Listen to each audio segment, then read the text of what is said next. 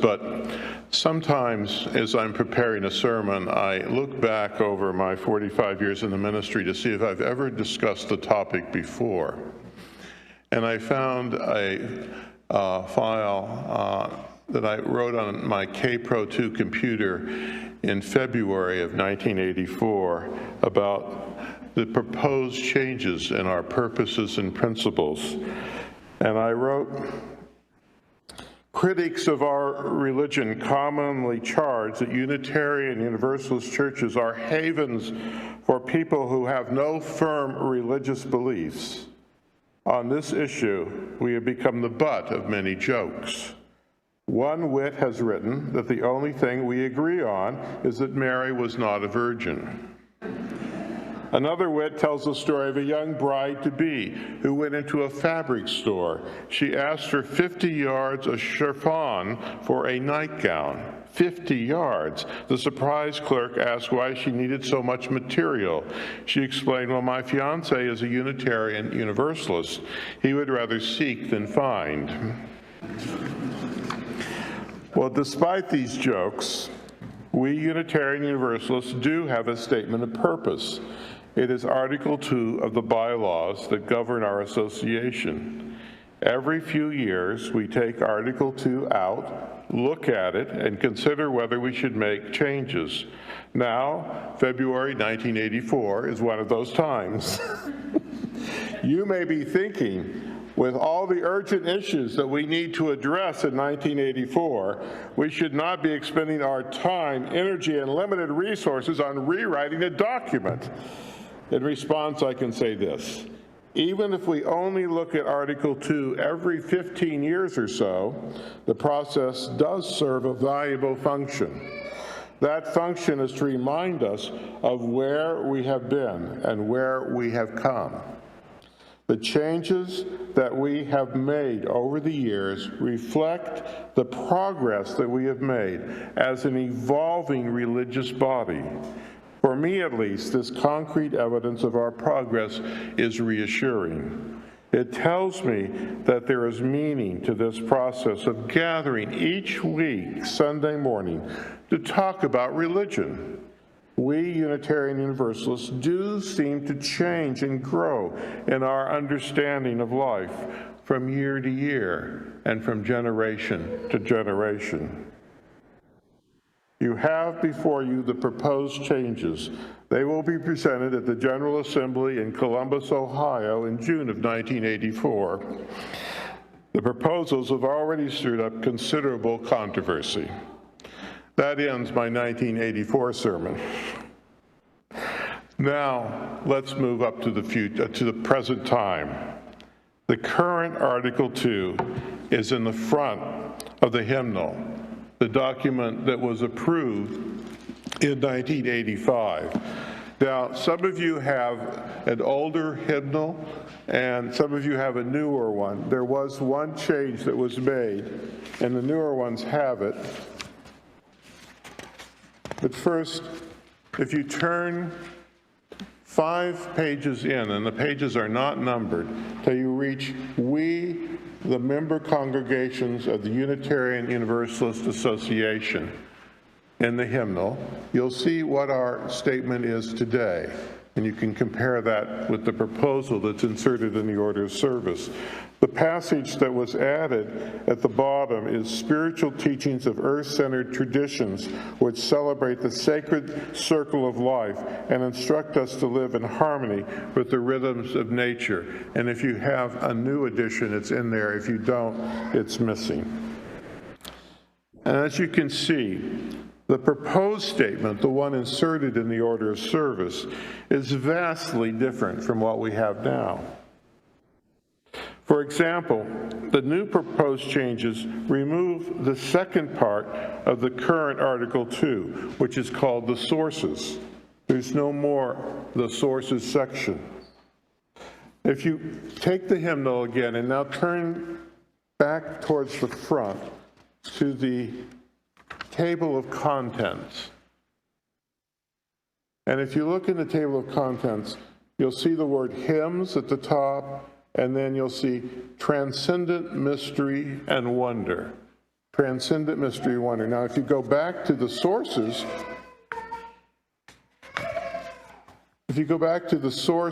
about 5 pages in, you'll see direct experience of that transcendent mystery and wonder. In other words, the entire hymnal is organized based on the sources, which are now being removed. Of course, the hymnal was published 30 years ago, so maybe after we revise our purposes, we'll revise our hymnal.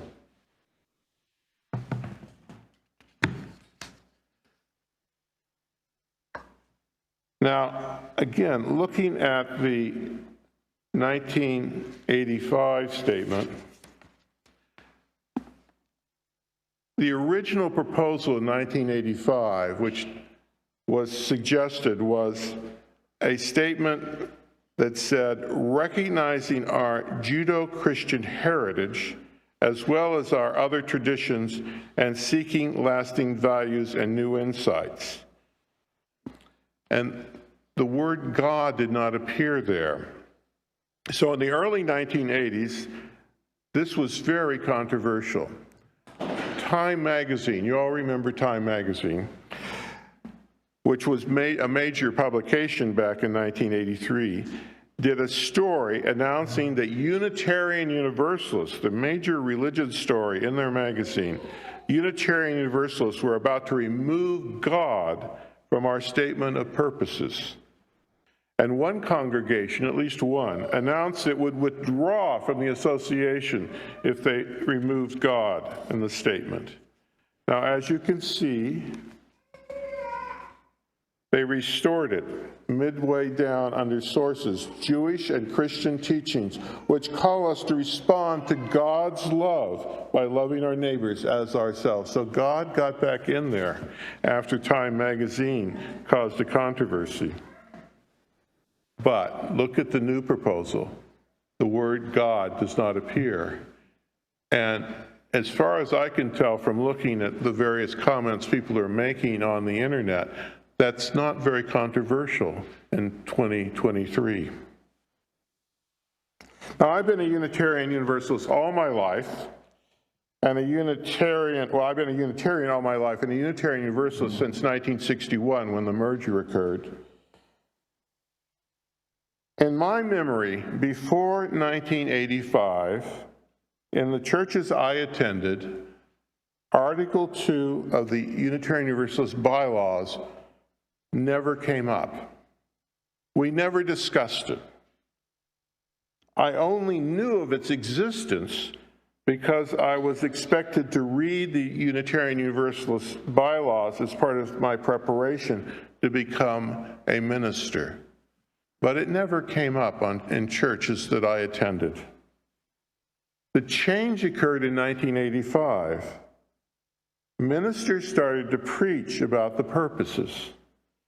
When the hymnal came out in 1993, people could read on Sunday morning before church started these statements. And if you're new to this church, if you come for the first time, often one of the things you do is you sit there and you look through the hymnal to see if it can give you a clue as to what this church is all about. And these are right there in the front.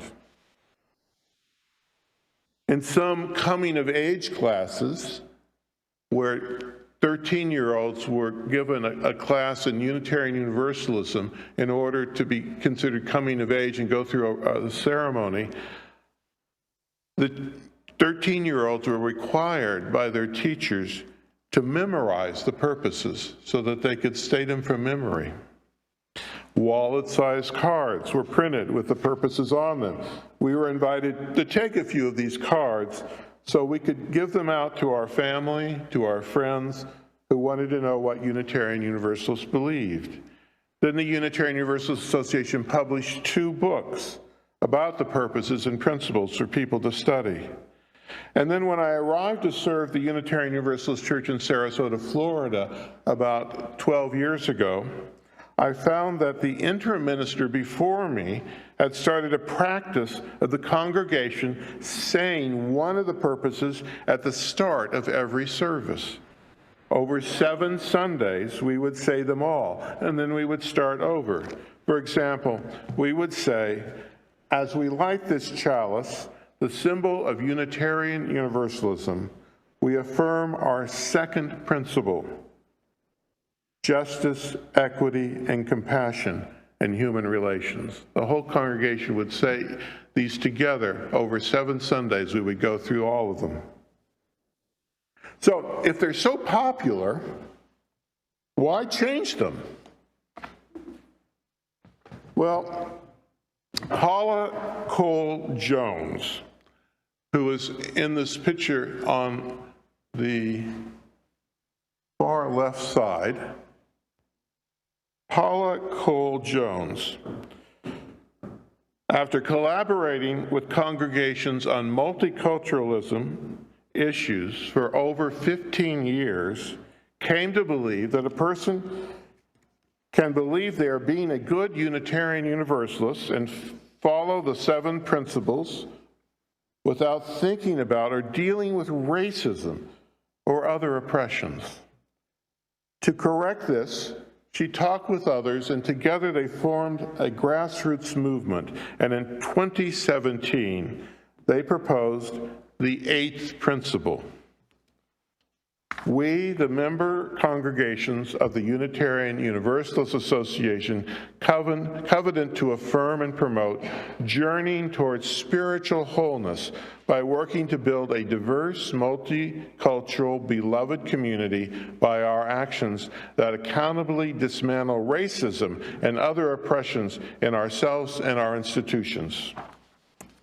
Well, at the 2017 General Assembly, several groups of people proposed changes in the principles. Delegates overwhelmingly only adopted one. To be more inclusive, prophetic women and men was changed to prophetic people. Discussions of the 8th principle took place at that meeting, but no decision was made. Instead, the Unitarian Universalist Board of Trustees appointed the Article 2 Study Commission to integrate these conversations and to lead a discernment process for our association about our core values, about our covenant, about our purpose. The board gave the commission a broad charge to review and change the current purposes and principles. The board appointed Paula Cole Jones as one of the members of the commission, and after 2.5 years of study and conversations with thousands of Unitarian Universalists, the Article 2 Study Commission submitted their proposal to the Unitarian Universalist Board of Trustees at its January 20th meeting. And this spring, congregational delegates and the board can propose amendments to the proposal. Amendments will be considered at the 2023 GA in June in Pittsburgh. And I just want to remind you that Pittsburgh is a mere 300 miles away from us to the west, and I hope we will be able to send a full delegation to this meeting. Changes in the bylaws, that's a 2-year process.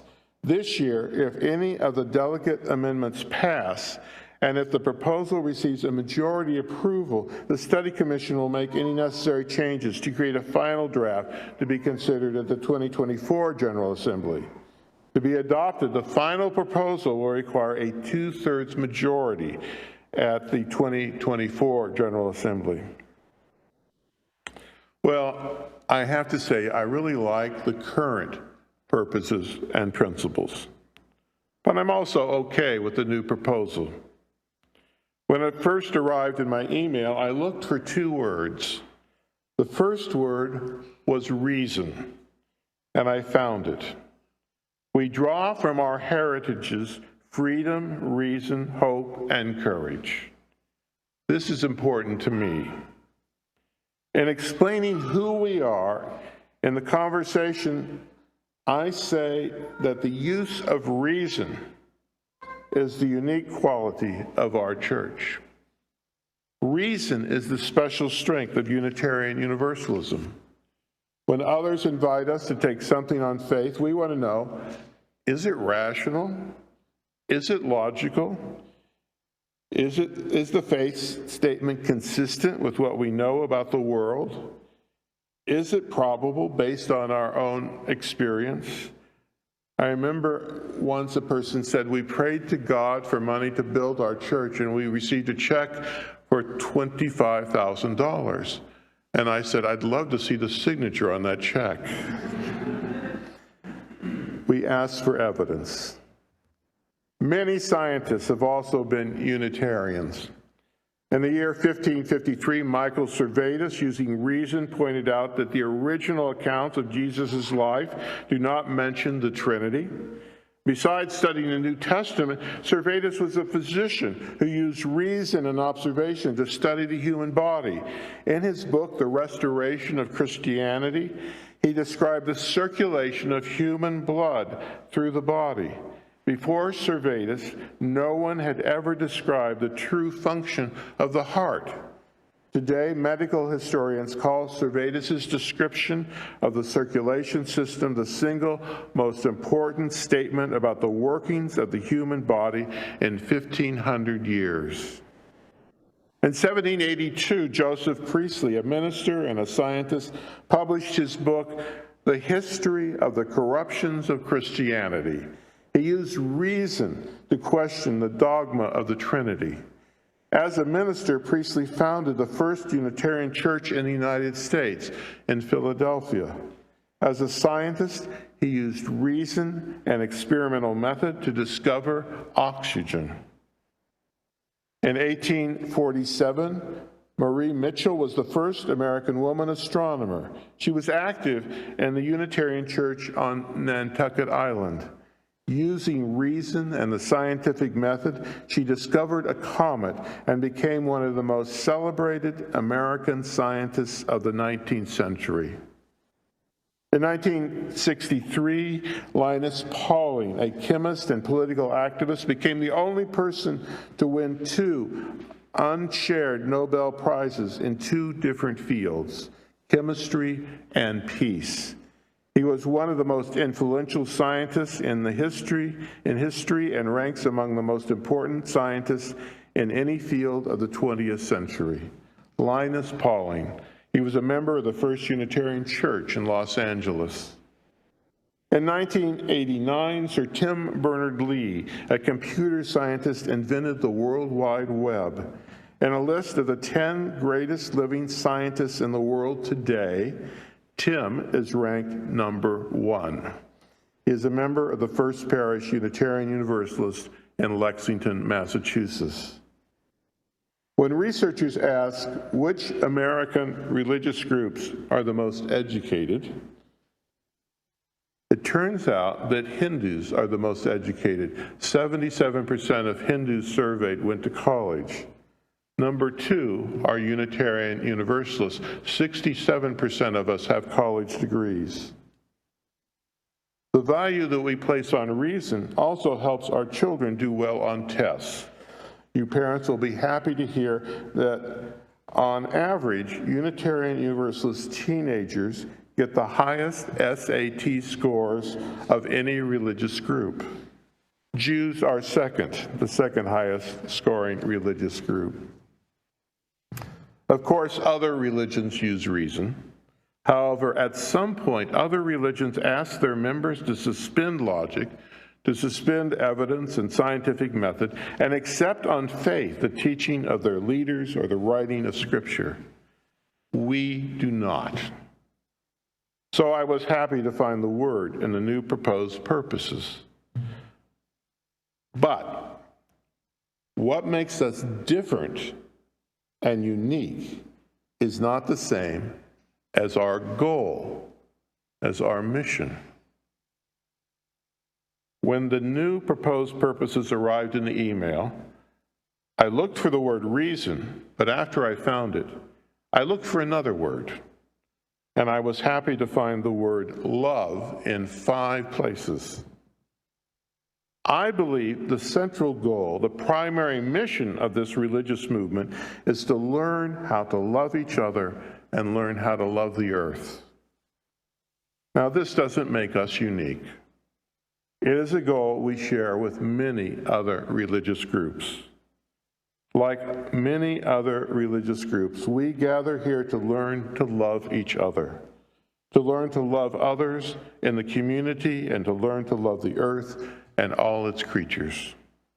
What makes us unique is the extent that we use reason as a tool in helping us learn to love each other. And our use of reason as a tool in learning to love leads us in very radical directions. Unitarian Universalists openly welcome gay and lesbian people to our churches.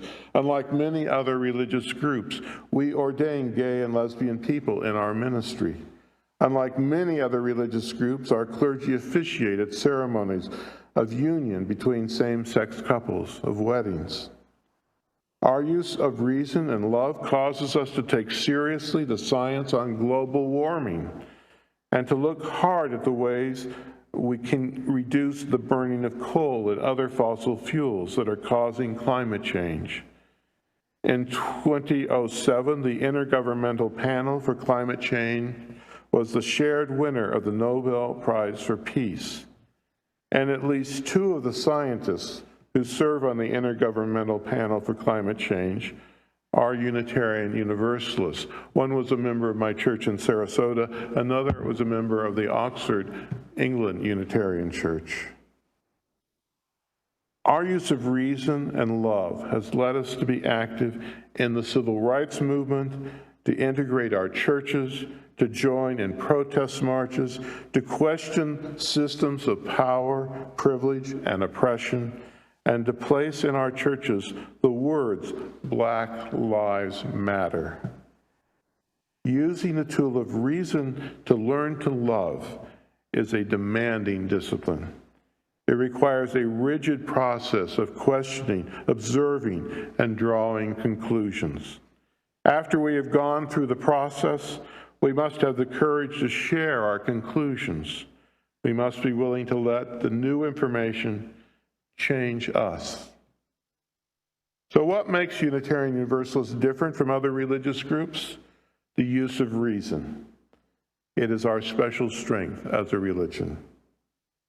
However, reason is not our goal. It is a tool. Like many religions, love is our goal. How do we love each other, given the reality that we often see things differently? We have diverse needs and competing desires. How do we love each other when some of us are young and some of us are old?